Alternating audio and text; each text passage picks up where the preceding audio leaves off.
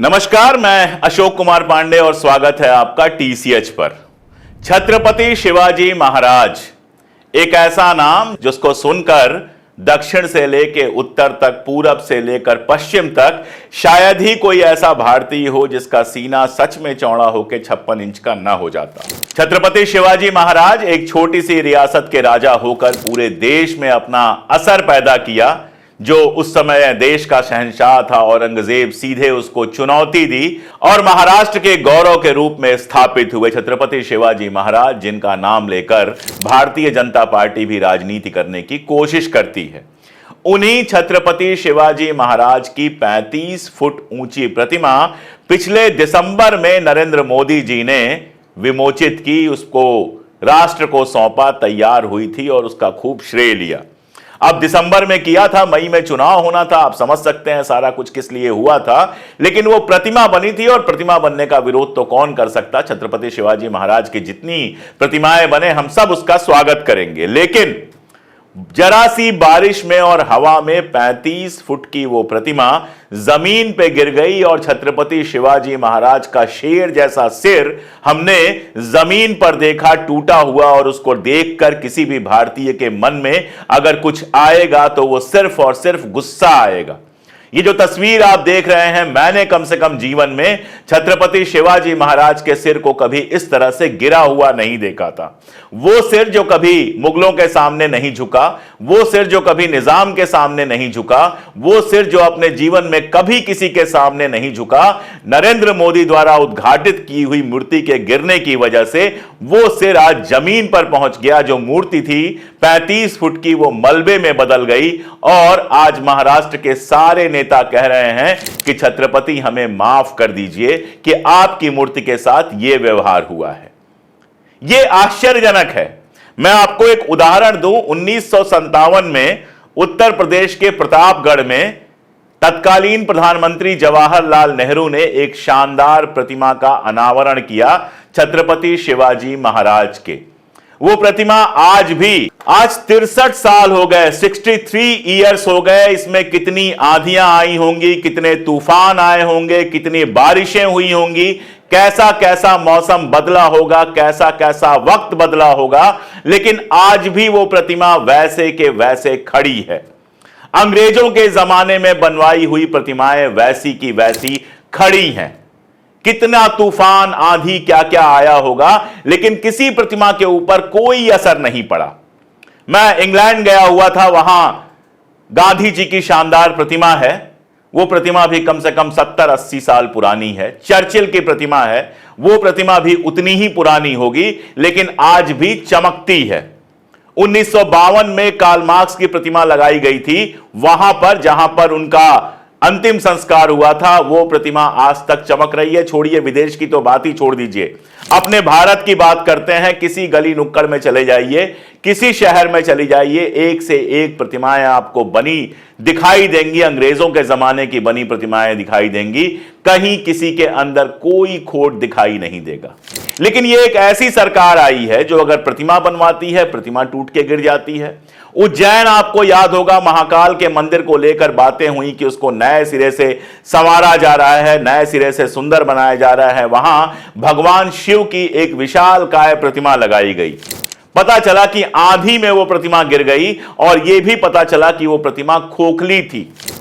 अहमदाबाद से एक वीडियो आया है जहां माता वैष्णो देवी अंडरपास बनवाया गया था। जरा सी बारिश में वो अंडरपास जो है वो झरना बन गया है, उसमें चारों तरफ से लगातार पानी आ रहा है। मैंने सुबह लिखा था कि अगर आप अपनी कार की धुलाई करना चाहें तो उस अंडरपास में चले जाइए, मुफ्त में कार की धुलाई हो जाएगी। बिहार में एक के बाद एक 8-10 पुल गिर चुके हैं जो नीतीश कुमार और भारतीय जनता पार्टी के शासन में बनवाए गए थे। अयोध्या को लेकर बहुत तमाशा हुआ कि अयोध्या में हम ये करवा रहे हैं, अयोध्या में वो करवा रहे हैं। और अयोध्या में जो एक सड़क बनी थी भगवान राम के नाम पर, राम पथ जिसको कहा गया था, पहली बारिश में उसमें 19 गड्ढे हो गए और जो मंदिर बना हुआ था पहली ही बारिश में उसकी छत टपकने लगी। ये विकास हो रहा है और ये सारा का सारा तमाशा चल रहा है इस सरकार में, जहां इसके सारे वादे खोखले हैं, जहां इसकी सारी बातें खोखली हैं, जहां इसका सारा विकास खोखला है। हां, सॉलिड क्या है? सॉलिड वो है जो ये अपने दोस्तों को दे रहे हैं। मैं आपको एक और घटना बता देता हूं। अभी जो छोटे अंबानी साहब हैं उनको पिनलाइज किया है सेबी ने। आरोप यह है कि करोड़ों का फंड उन्होंने इधर से उधर कर दिया। आपने किसी मीडिया पर, किसी गोदी मीडिया पर इस बात पर कोई बहस देखी कि छोटे अंबानी ने करोड़ों का फंड इधर से उधर कर दिया जिसके चलते सेबी ने उसको सजा दी? नहीं देखी होगी, कोई बात ही नहीं करेगा उस पर। अगर ईमानदार सरकार होती, पहले का जमाना होता, तो ये जो करोड़ों का फंड इधर से उधर चला गया है इसके चलते केवल सेबी कार्रवाई नहीं करती, उनको बाकायदा कोर्ट में घसीटा जाता और वो जेल जाते, क्योंकि ये जो पैसा इधर से उधर हुआ है वो हमारा हुआ है। आपको ये जरूर पता होगा कि जयपुर का जो एयरपोर्ट है वो अदानी जी को दे दिया गया। चलिए, दे दिया गया, लेकिन उस पर जीएसटी तक नहीं लगेगी। वो जीएसटी नहीं लगेगी, यानी सरकार के खजाने में जो पैसे आने चाहिए वो पैसे नहीं आएंगे। जीएसटी आईआईटी के ऊपर लगेगी। जीएसटी अगर आप एक समोसा खाने जाएंगे तो उस पर भी लगेगी। जीएसटी की हालत यह है कि मध्य प्रदेश में, हालांकि हमारी वित्त मंत्री कह चुकी हैं संसद के अंदर कि शव जलाने के लिए या शव का जहां अंतिम संस्कार होता है, चिताएं जलाई जाती हैं, वहां जीएसटी नहीं लगेगी। लेकिन मध्य प्रदेश में बाकायदा जीएसटी घोषित कर दी गई अंतिम संस्कार कराने के लिए भी एक जगह। ये वहां से पैसे लेंगे आप कि यहां कोई मर जाए उसको जलाने जाओ, उस पर भी जीएसटी लेने को तैयार है। एक समोसा खाने जाओ, उस पर भी जीएसटी लेने को तैयार है। अभी जो बजाज के मालिक हैं उन्होंने सवाल उठाया है कि मामूली जो मोटरसाइकिल होती हैं, स्कूटर्स होती हैं, जो आजकल आम लोग खरीदते हैं, उस पर इतना सारा जीएसटी क्यों लगाया जा रहा है? क्योंकि वो जनता के पॉकेट से जाएगा। लेकिन जहां अडानी के पॉकेट से जाना है वहां पूरा का पूरा जीएसटी माफ कर दिया जाएगा। जहां रामदेव के पॉकेट से जाना है, बावजूद इसके कि हमारा सुप्रीम कोर्ट कह चुका है कि दवाओं के मामले में वो गड़बड़ी कर रहा है, उसकी तमाम दवाएं घटिया पाई गई हैं, उसके तमाम प्रोडक्ट घटिया पाए गए हैं, लेकिन उस पर जीएसटी माफ कर दिया जाएगा। आईआईटी जहां से इंजीनियर्स बनते हैं, जो देश बनाते हैं, वहां जीएसटी लगाया जाएगा। हमारे आपके ऊपर लगाया जाएगा, हमारे पैदा होने पे लगाया जाएगा, हमारे मरने पे लगाया जाएगा। अगर आपका कोई बच्चा विदेश में पढ़ रहा है और उस बच्चे को आप पैसा भेजते हैं तो उस पर अब एक्स्ट्रा टैक्स लगा दिया गया है। यानी सरकार को हम सबके पॉकेट का आखिरी पैसा ले लेना है और उसके बाद विकास कैसा करना है कि 35 फुट की मूर्ति बनती है और हवा से गिर जाती है। आपने कभी सुना है दुनिया में इतनी मूर्तियां हैं? कभी सुना है? ताजमहल जाने कब बना था? कभी आपने सुना कि बारिश तेज आई और ताजमहल का एक कंगूरा टूट के गिर गया? कभी आपने सुना कि राष्ट्रपति भवन जो बना हुआ है उसकी कोई दीवार गिर गई बारिश आने से?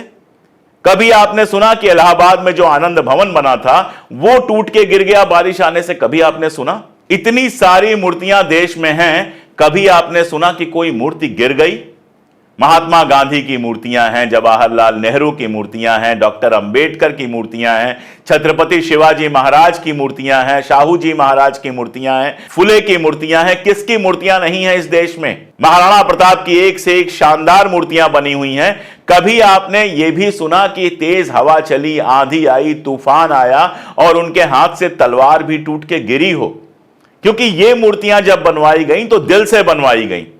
ये मूर्तियां सिर्फ दिखावे के लिए नहीं बनवाई गई, इसमें सीमेंट लगा, कंक्रीट लगा और मजबूत मूर्तियां, शानदार मूर्तियां बनवाई गई जो सैकड़ों वर्षों तक धरती पर रहेंगी। लेकिन यहां आपने देखा, इस मूर्ति को देख लीजिए, खोखली मूर्ति है। आप सोचिए, महाराष्ट्र के अंदर छत्रपति शिवाजी महाराज की खोखली मूर्ति बनवाई गई। जो लोग वहां पर थे, इस प्लानिंग में थे, क्या उन लोगों को यह पता नहीं था कि यह मूर्ति जो खोखली वो बनवा रहे हैं ये तेज हवा से गिर सकती है? दिसंबर में बनी और अगस्त में गिर गई, 9 महीने में गिर गई। 9 महीने में 35 फुट ऊंची मूर्ति जो लाखों रुपए खर्च करके बनवाई गई होगी वो गिर गई। मैं आपको उत्तर प्रदेश के सीतापुर ले चलता हूं। वहां पानी की टंकी एक बनवाई गई और जिस दिन टंकी का परीक्षण होना था, यानी पहले दिन उसमें पानी आना था, उसी दिन यह टंकी गिर गई। पंचायत फिल्म आपको याद है? पंचायत जो सीरीज आई थी, मैंने बहुत लेट देखी। उसमें एक पानी की टंकी है, उस पानी की टंकी से पानी नहीं आता है, लेकिन वो टंकी एज इट इज खड़ी है। उस टंकी पर लोग जाते हैं, चाय पीते हैं। उस सीरीज में वो टंकी अपने आप में एक रोल निभाती है। वो टंकी खड़ी है। आपने अपने गांव में चले जाइए, अपने शहरों में, कस्बों में चले जाइए, 40-40, 50-50 साल पुरानी पानी की टंकियां बनी हैं। आप शिकायत कर सकते हैं कि उनकी सफाई नहीं होती, उनका मेंटेनेंस नहीं होता, यह सब अलग बात है, लेकिन टंकियां गिरी नहीं। यहां सीतापुर में टंकी बनती है, करोड़ों रुपए खर्च करके, हर घर जल मिशन टाइप का कोई नाम है उसका, उसमें बनती है, करोड़ों रुपए खर्च होते हैं, और उसके बाद क्या होता है कि जिस दिन उससे पानी सप्लाई होना होता है उस दिन वो टंकी गिर जाती है। ये टंकियां गिर रही हैं, मूर्तियां गिर रही हैं, सड़कें गिर रही हैं, पुल गिर रहे हैं, या फिर सरकार की बेईमानी का एक और सबूत इकट्ठा होता जा रहा है। इसकी कभी जांच होगी? कभी इस बात की जांच होगी कि आखिर एक दिन में वो जो टंकी गिर गई उसका ठेका किसके पास था, उसका इंजीनियर कौन था?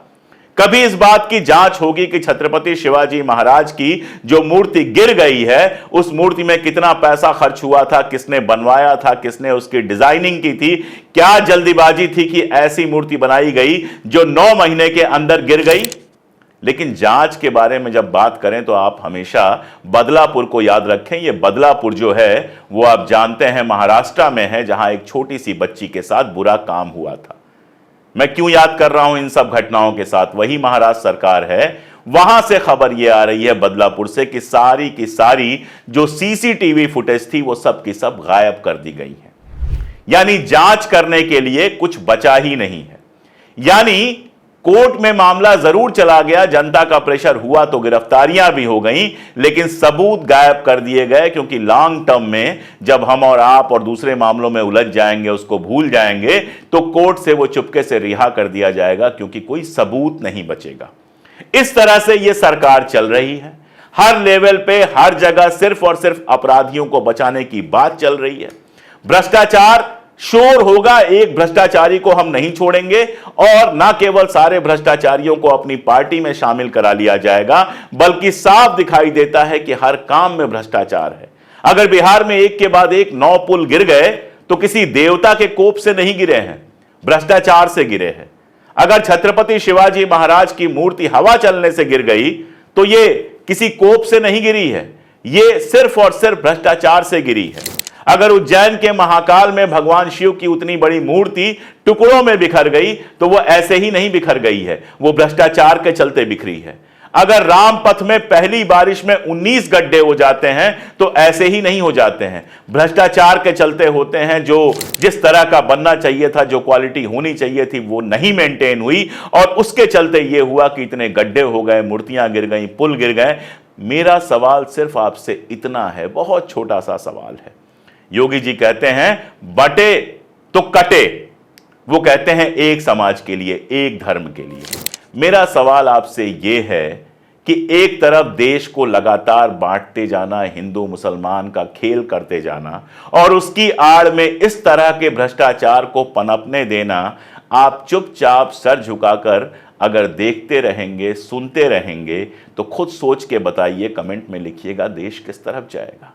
आप विकास की बात करते हैं, आप कहते हैं दुनिया में डंका बज रहा है, और आज सवाल यह पूछा जा रहा है कि आखिर मोदी यूक्रेन करने क्यों गए थे, क्यों यूक्रेन से अपनी बेइज्जती करवा के लौटे, मतलब क्या था इस समय यूक्रेन जाने का? शोर हो रहा था कि युद्ध रुकवा दिया, युद्ध रुकवा दिया। आज हालत यह है कि रशिया और यूक्रेन का युद्ध जो है अपने हाईएस्ट लेवल पे पहुंच चुका है, और यूक्रेन का जो कॉमेडियन राष्ट्रपति है वो हमारे प्रधानमंत्री का मजाक उड़ा देता है, कहता है ये तो रूस से तेल खरीदते हैं, इनसे क्या बात की जाए। कुछ भी वहां से लेकर नहीं आते हैं, कोई भी हासिल नहीं होता है, लेकिन विदेश में डंका बज रहा है।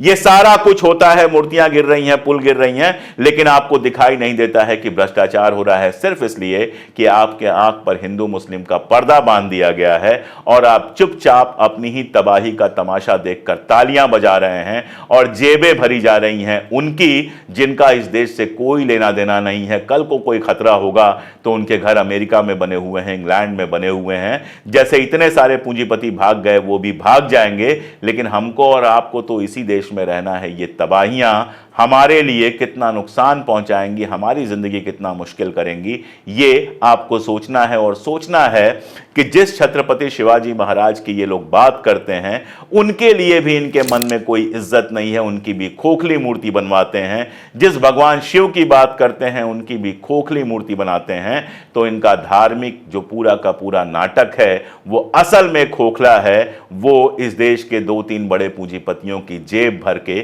कमीशन पाने का खेल है। आप नहीं समझ पा रहे हैं तो यह आपकी समस्या है, और अगर समझ में आ रहा है तो खुद सोचिए कि क्या करना चाहिए और क्या नहीं करना चाहिए। आज के लिए इतना ही, बहुत शुक्रिया।